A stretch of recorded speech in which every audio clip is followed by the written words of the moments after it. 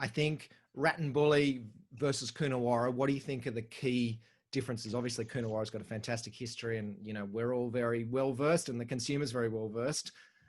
Less so with Rattenbury, unfortunately. What do you think's the key? If you boil it down to a couple of things, what's the key difference between the two, do you think? The first thing you have to understand is unique vineyard sites in the world haven't been built in one generation or two or three, but more like over centuries.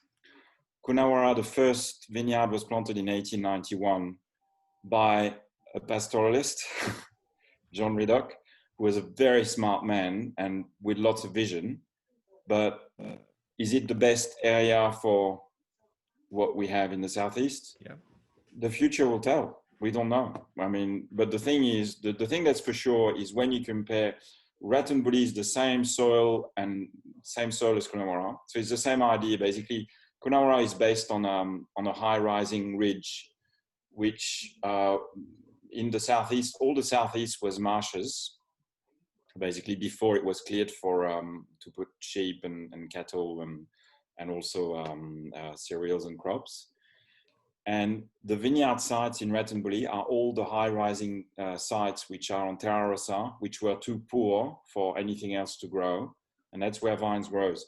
And the thing is that they started in Coonawarra, near Penola and Coonawarra, but all those ridges, we have them in Rattenbury as well, and the same ones.